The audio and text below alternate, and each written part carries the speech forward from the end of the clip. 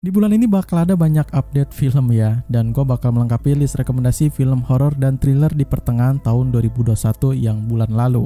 Well, buat kalian yang tanya, Bang, mana list rekomendasi film buat akhir tahun dan awal tahun 2022 besok? Santai lah ya, bakal gue buatkan kok, dan gue bakal upload sesering mungkin untuk bulan ini. Ditunggu ya. So, welcome back again to with me di Next Cinema Channel, dan hari ini gue bakal meneruskan dari part 3 film horor dan thriller yang harus kalian tonton di pertengahan tahun 2021 ini. So, buat kalian yang pengen tahu soal updatean film terbaru di Indonesia maupun mancanegara, kalian bisa ikuti aja dengan cara subscribe channel ini. Oke, nggak usah berlama-lama lagi, yuk mari kita langsung aja masuk ke dalam list filmnya.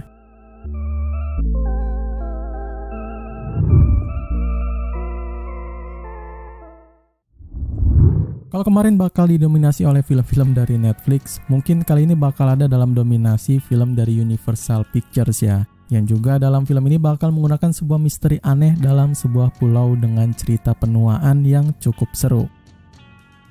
Out sendiri bakal menceritakan tentang sebuah keluarga yang hendak pergi berlibur ke sebuah pantai terpencil dengan suasana iklim tropis yang juga tenang. Lalu beberapa saat mereka tiba di pantai itu, entah bagaimana secara misterius tiba-tiba mereka menua dengan sangat cepat.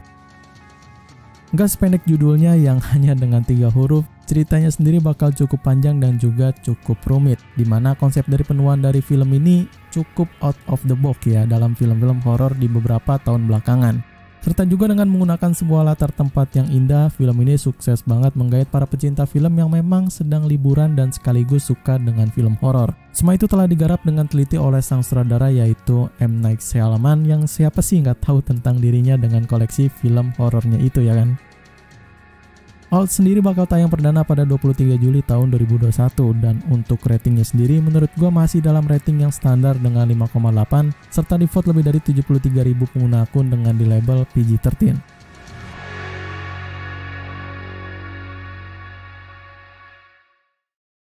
Distribusi film dari Quiver Distribution mungkin bakal terdengar baru ya di telinga kalian, dan 2 dari 5 film di list ini bakal ada dari rumah produksi itu. Well, gue harap filmnya ini sesuai ekspektasi kalian ya, dan kali ini ada dalam cerita dari Aftermath. Aftermath bercerita tentang sepasang suami istri yang sedang dilanda konflik, dimulai dari perselingkuhan sampai hilangnya kepercayaan. Untuk bisa membangun kembali kepercayaannya, mereka akhirnya membangun lembaran baru dan pergi ke tempat yang baru juga. Mereka telah membeli sebuah rumah yang nyaman dan juga tenang. Semua berjalan normal, hingga suatu malam pun tiba dan teror demi teror pun dimulai. Gue sendiri kurang suka ya sama film yang memang bakal penuh dengan drama yang kurang penting untuk horornya kayak di film ini. Menurut gue agak kurang nyaman gimana gitu. Tapi untuk dari segi horornya sendiri cukup seru, dan itu hanya di awal sampai pertengahan filmnya ya. Untuk klimaksnya sendiri sepertinya agak kurang maksimal dan agak aneh. But itu menurut gue ya, menurut opini tentang gue untuk filmnya. Sebaliknya Ashley Greene yang berperan sebagai Natalie Dedich atau istrinya dari Kevin Dedich yang diperankan oleh Shawn Ashmore, keduanya cukup kurang menyatu tapi punya ciri khasnya masing-masing yang mana mungkin bisa lebih membuat filmnya agak lebih kelam lah gitu. Aftermath tayang perdana pada 4 Agustus tahun 2021, serta juga ini termasuk dalam underrated film horor dan thriller 2021 dengan rating 5,3 dan di vote lebih dari 13.000 pengguna akun dengan di label R.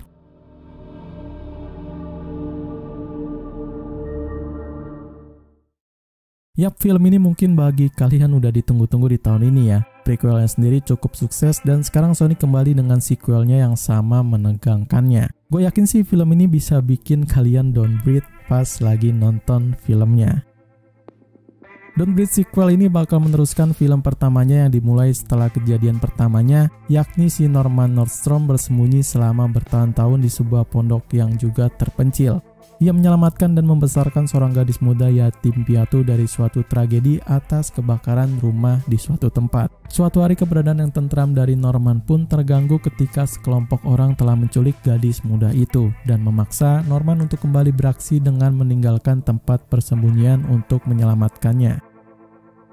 Sukses dengan film yang pertamanya, Don't Breathe ini bakal membuat sequelnya yang juga bakal sama menegangkannya seperti di film pertamanya itu. Walaupun gue agak kurang suka dengan alur ceritanya, tapi tingkat dari thrillernya cukup tinggi dan bikin kalian tegang dibuatnya. Eksekusi yang matang tersebut atas berkat dari Rodo Seyegh yang back to back mengarahkan filmnya ini. Tak lupa juga ada Stephen Lang yang sangat-sangat keren di sini maupun di film pertamanya. Well, filmnya ini mungkin bakal lebih sadis dari film pertamanya. Namun untuk alur ceritanya sendiri, buat gue pribadi kurang suka ya. Don't Breathe 2 tayang perdana pada 13 Agustus tahun 2021. Lalu untuk ratingnya sendiri memang gak setinggi film pertamanya tapi cukup safe dengan 6,1 yang di-vote lebih dari 37.000 pengguna akun dengan di label R.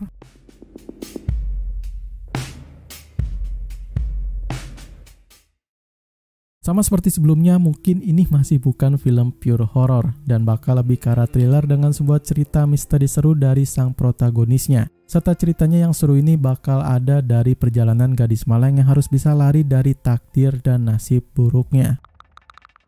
The Girl Who Got Away mengisahkan pada seorang guru SD bernama Christina Bowden yang juga telah mengadopsi seorang gadis remaja bernama Lisa Spencer. Bowden sendiri memiliki masa lalu yang begitu suram, dari kedua orang tuanya yang tewas dibunuh sampai diteror oleh seseorang misterius yang juga sangat aneh. Kejadian tersebut menimbulkan trauma bagi dirinya sendiri. Hingga akhirnya Christine bertemu dengan seorang polisi yang memberitahunya bahwa si pembunuh berhasil melarikan diri dan akan kembali meneror Bowden. Kalau film sebelumnya gue kurang suka dengan ceritanya, tapi suka dengan karakter dan cast dari pemerannya, di film ini mungkin bakal jadi sebaliknya ya, yang mana ceritanya sendiri bakal jadi cerita yang panjang dengan alur maju mundur yang juga terperinci. Cukup bagus lah dibandingkan film-film horor yang cuma mengandalkan adegan skenarionya aja. Tapi yang cukup disayangkan adalah para pemerannya men, yang bisa dibilang chemistry-nya ini agak kurang menyatu dengan karakternya itu. Mungkin cuma ada beberapa yang menurut gua cukup bagus seperti ibunya dari Bowden atau si Bowden kecilnya itu yang cukup bikin kalian merinding juga. Tapi sisanya ya gue bisa bilang kurang gitu ya. Kembali ini adalah opini gue tentang filmnya ya. Kalau kalian punya pendapat yang lain, kalian bisa coret-coret aja di kolom komentar ya. Overall filmnya ini cukup patut untuk kalian tonton, menilai ceritanya yang juga cukup bagus untuk kalian ikuti. The Girl Who Got Away tayang perdana pada 20 Agustus tahun 2021 serta masih dalam sebuah film underrated menarik dengan rating 5,8 dan juga di-vote lebih dari 3,9 ribu pengguna akun sekaligus di label R.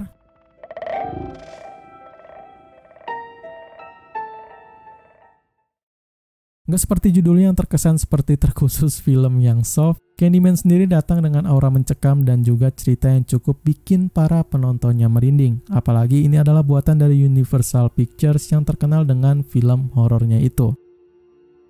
Candyman berkisah pada sebuah cerita hantu dari mulut ke mulut tentang seorang pembunuh gaib dengan kait di tangannya yang bersemayang di lingkungan Cabin Green, Chicago dan para penduduknya. Mitosnya sendiri jika ada orang yang memanggil namanya 5 kali di depan cermin, maka ia akan mendatangi kalian dan membunuhnya dengan keji. Ini bisa dibilang adalah film underrated yang patut kalian masukkan ke dalam watchlist film horor kalian ya. Karena memang bagi gue sendiri filmnya ini terasa unik dan memberikan sebuah aura suspense yang juga kelam yang juga menarik. Arahan dari sutradara Nia Da Costa sendiri bisa gue bilang cukup unik ya, yang memang ia sendiri masih bisa dibilang baru di dunia perfilman, apalagi di bidang sutradara tentunya. Rencananya sih ia juga bakal menyutradarai film The Marvel yang akan tayang di tahun 2023 mendatang. Gue gak akan bicara panjang lebar lagi untuk filmnya ini, biar sisanya kalian aja yang nilai bagus atau enggak filmnya ini ya. Candyman sendiri tayang perdana pada 27 Agustus tahun 2021 yang juga bakal mendapatkan rating standar dengan sebesar 5,9 serta di-vote lebih dari 45.000 pengguna akun dengan juga bakal di label R.